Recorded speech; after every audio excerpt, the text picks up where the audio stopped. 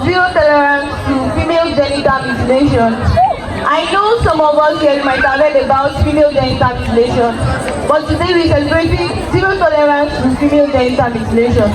So what is female genital mutilation? Female genital mutilation can be defined as the partial or total removal of the female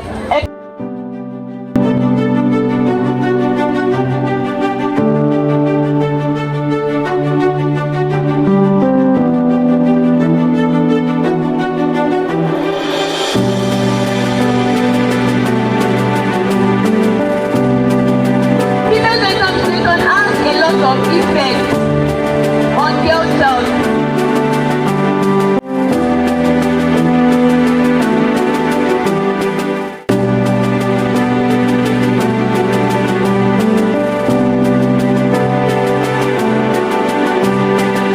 About the dangers that female genital mutilation causes to girls. Please let's go back and enlighten people about FGM. Thank you very much.